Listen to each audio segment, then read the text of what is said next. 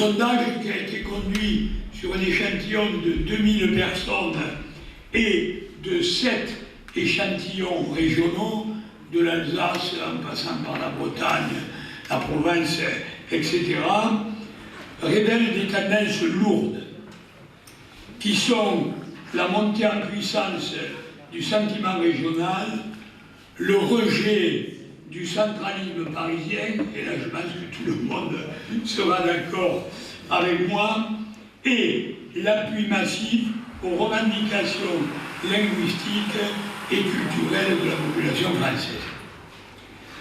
Selon l'IFOP, et je vous conseillerais donc, si vous êtes intéressé par le sujet, de vous rendre sur Google, vous faites Google et vous mettez Région Peuple Solidaire, et vous aurez le détail en plusieurs pages du sondage donc, de l'IFOP, qui est vraiment très intéressant et qui, d'après moi, procède, alors qu'actuellement on est en train de nous parler que d'économie, de budget, etc., certes extrêmement important, mais ce sondage donc, sur les questions identitaires me paraît quelque chose de tout à fait fondamental.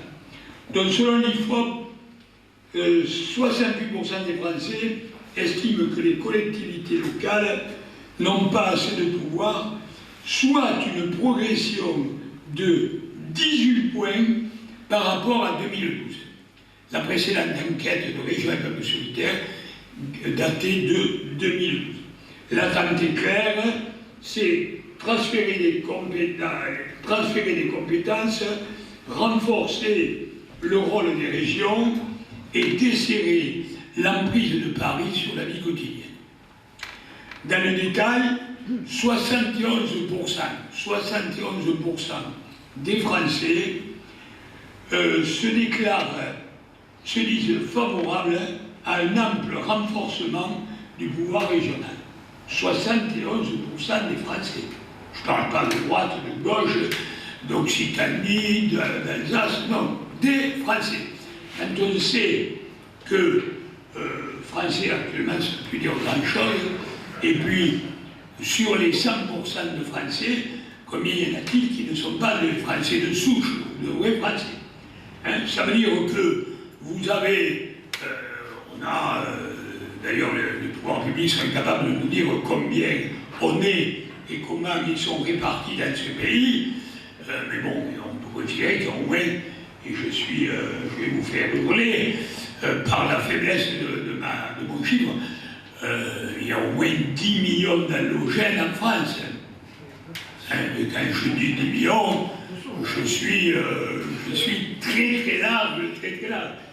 Ça veut dire qu'aujourd'hui, vous avez pratiquement 100% de la population autochtone de souche, si on enlève les travailleurs sociaux, etc., et je ne vous en dirai pas plus, toute la population française de souche est sur cette position. L'idée d'une France largement décentralisée, longtemps tabou, recueille désormais un soutien massif, confirmant une évolution culturelle et politique majeure. Je me rappelle, donc, quand j'étais un jeune militant, sur les ruines de l'Algérie française, ce discours que je vous tiens aujourd'hui dans une salle publique était totalement impensable. Hein? Donc, quand on me dit oui, on est brimé, etc., certes, mais il y a 1 an, il y a 5 ans, il y a 10 ans, il y a 20 ans, on ne pouvait pas absolument, et je ne parle pas des autres sujets de la politique internationale que vous connaissez aussi bien que moi. En France, en Corse, les jeunes insulaires plébiscitent cette perspective. 87% des moins de 25 ans, tout comme les habitants des zones rurales, à 81%, sont sur cette position largement taboue. Même les électeurs du Rassemblement national, je parle du vote en Corse, même les électeurs du Rassemblement national dont les dirigeants s'opposent officiellement à l'autonomie, y sont largement favorables. 74% des électeurs corses de Marine Le Pen soutiennent ce projet. C'est quand même extraordinaire. On est un parti politique en France qui est censé représenter les Français de souche, aille à contre-courant complet du desiderata de ses militants, de ses sympathisants et de ses cadres. Donc ça demande quand même une réflexion. Il y a peu de temps encore, il y a 2 ans je crois, Marine Le Pen s'était élevée contre la conduction en Bretagne des panneaux de signalisation bilingues. C'est-à-dire, il était, pour le Rassemblement national, il était interdit d'appeler Nantes Naonen. Voilà. Et par contre, je n'ai jamais entendu dire la même chose sur les dangers que faisaient courir les dialectes arabo-musulmans dans ce même sujet. Comme ça, il faut le leur dire, il faut quand même leur expliquer. Pourquoi vous voulez vous tirer une balle dans le pied, hein, puisque c'est les électeurs qui portent en définitive ceci. À l'échelle nationale, l'idée d'une autonomie corse est acceptée par 51% des Français, avec un certain soutien fort chez les jeunes, 70%,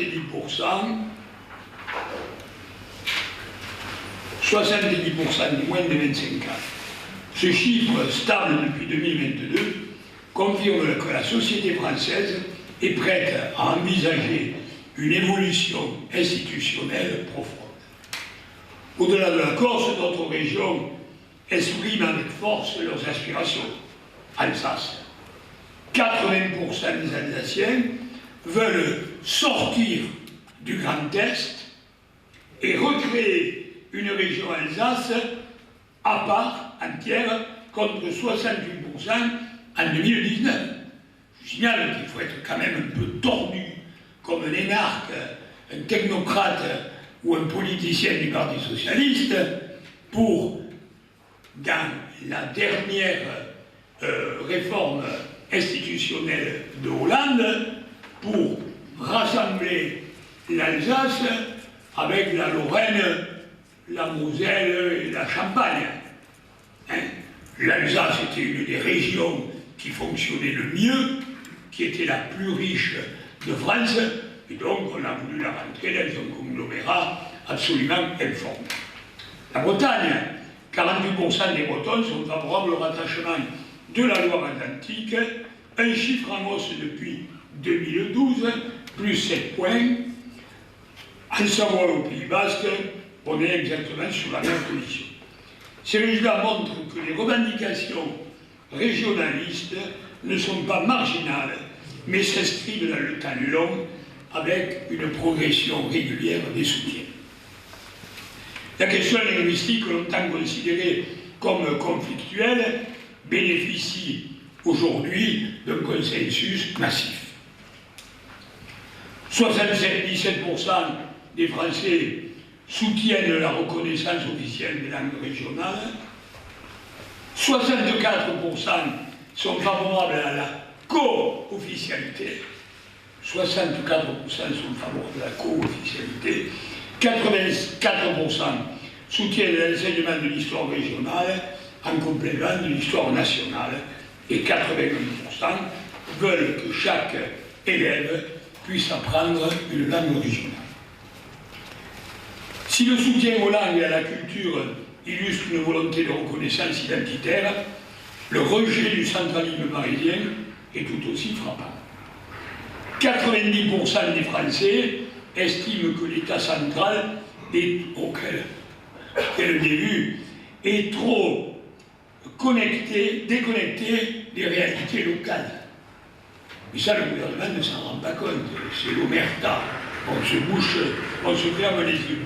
82% reprochent aux médias de se concentrer trop sur Paris et pas assez sur le reste du territoire.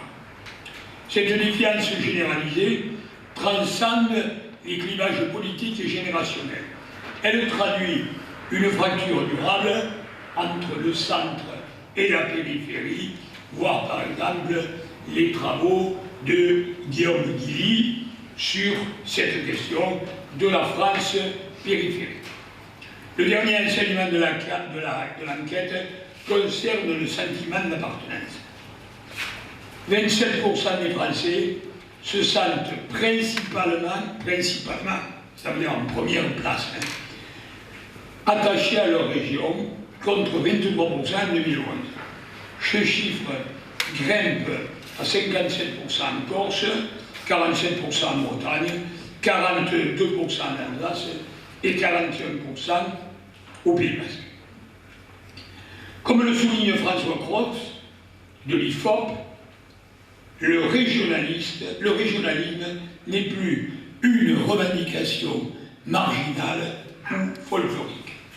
Il traduit une transformation profonde. La demande de reconnaissance territoriale devient transpartisane, intergénérationnelle et durable. Le pouvoir central républicain français, de son côté, continuera, comme on a bien entendu, je vous le disais tout à l'heure, à faire la sourde oreille. Le jacobinisme ainsi que le mépris régional, vulgairement appelé province par les Parisiens, ce qui signifie pays vaincu, province, etc. Donc ce sont tous les pays qui avaient été vaincus par Rome. Donc ce jacobinisme étant dans l'ADN constitutif de la République française, mais les bonnets rouges et autres gilets jaunes ne sont jamais bien loin quand on aborde ces questions. Au moment où notre pays n'a jamais plongé aussi profond dans le doute et la résignation, cette divine surprise, en plein cœur de l'été, août 2025, cette divine surprise, comme le disait un maréchal bien connu, dont nous tairons le nom, et pour les identitaires, un gage de succès franc massif. À partir des 22 régions programmes, dessinées au début de la Ve République, 1958, on avait fait à l'époque les préfets IGAM pour diriger justement ces régions. Mais au bout de 50 ans, on n'a pas changé. L'exécutif est toujours réglé par les préfets au niveau des régions. Donc, ces 22 régions programmes dessinés au début de la Ve République par des technocrates vicieux, on aurait pu descendre, par exemple, sous Hollande, au lieu de 22 à une quinzaine de macro-régions, en fusionnant simplement les deux Normandies, le Nord et la Picardie, les deux Languedoc, haut et bas, Languedoc, capitale Toulouse, en créant aussi une grande Bourgogne du Nivernais au Jura, en fédérant Auvergne, Limousin et Pays-Bas, en partageant le Pays de Loire entre la Bretagne, la Loire-Atlantique et le Poitou-Charentes. Je vous signale que les Pays de Loire sont la seule région où il n'y a pas de château de la Loire. Et ça peut germer de la tête d'un technocrate ou d'un eurocrate. Pour un identitaire, la question régionale n'est pas négociable. Être identitaire, c'est vivre chaque jour son enracinement, se dire blanc, européen et français, et vide de sens s'il n'y a pas à la base une identité locale forte. Ce qui ne veut pas dire que hors des minorités régionales, les Corses, les Occitans, les Basques, les Catalans, Alsaciens et Bretons, il n'y ait point d'identité. Un jour, sur un blog identitaire, un intervenant, dont vous parlez tout à l'heure, Eric Cavaglia, un intervenant posait la question de l'identité en milieu urbain, et en particulier en région parisienne. Être identitaire dans cette configuration, c'est alors, répondait l'intervenant du bloc identitaire, c'est alors se réapproprier des parcelles de terrain où la solidarité est réelle et immédiate. Il ne s'agit pas d'une identité ou d'une solidarité qui pousse sur les gens. Donc c'est créer des zones libérées, c'est retrouver la culture populaire des quartiers, des métiers, les traditions du petit peuple dont nous sommes issus. Sans céder à l'imbécile concurrence des territoires, mais en cherchant toutefois à atteindre un seuil critique de gestion, cette quinzaine de plus grandes régions aurait également eu l'intérêt de correspondre enfin à des limites historiques et charnelles que les dessinateurs républicains des régions programmes s'étaient bien gardés de respecter. À l'issue d'un tel processus de bon sens, quand régionalistes décolonisateurs et nationalistes décentralisateurs auraient été satisfaits, il est clair que la France, contrairement à certaines déclarations, que la France existerait encore et qu'elle répondrait toujours à ce canon de la mystique. Elle pourrait servir surtout enfin de pivot révolutionnaire à une nouvelle politique européenne. Cela dit, dans notre République, la subdivision territoriale n'est jamais innocente. Le département, comme la commune, le département, création révolutionnaire de 1793. Il ne faut jamais l'oublier. Nos amis, certains de nos amis se déclarent pour le département qui serait une preuve, une source d'identité. Faux, complètement faux. Ça a été créé au cordeau et à la règle sur une carte de France en prenant en abscisse 9 départements et en ordonnée 9 départements. 9 fois 9 égale 81. Et ça, ce sont, à l'époque, puis il y a eu des modifications, ça, ce sont à l'origine les 81 départements français.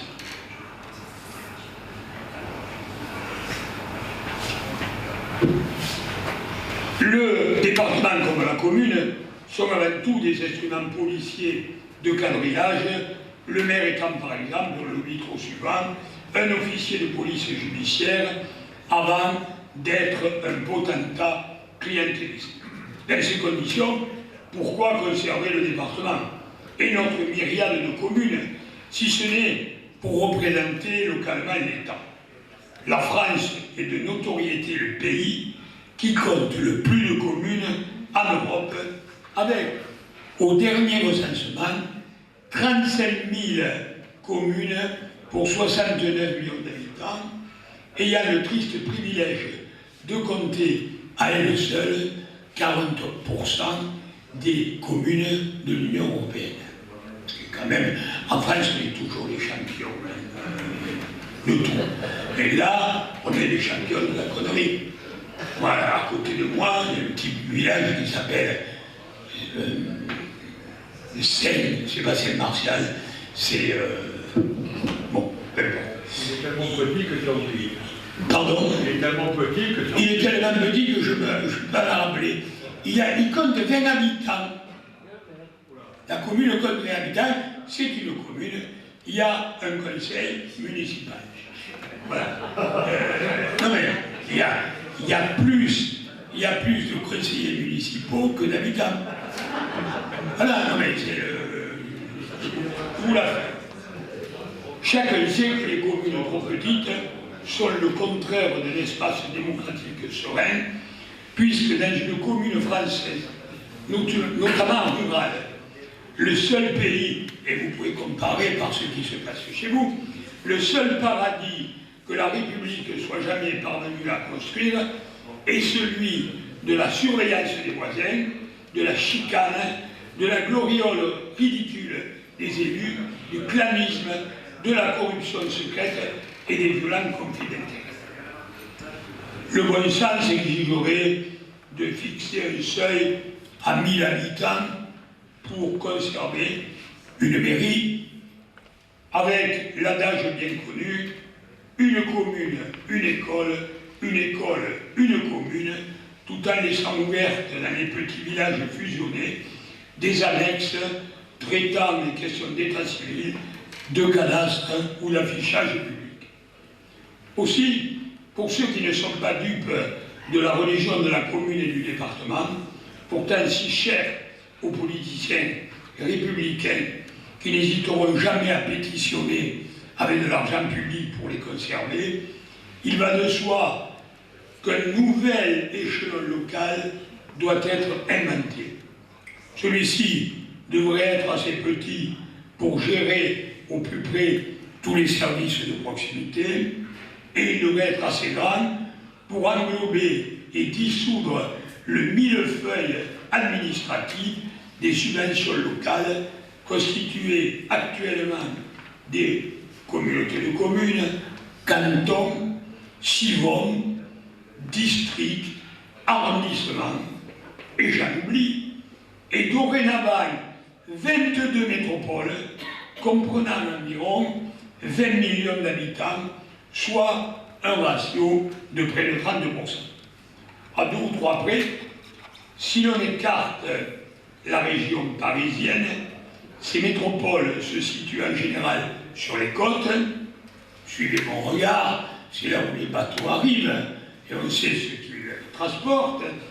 Ces métropoles se situent en général sur les côtes, s'inscrivant dans un phénomène bien connu d'exode rural et par conséquent de désertification.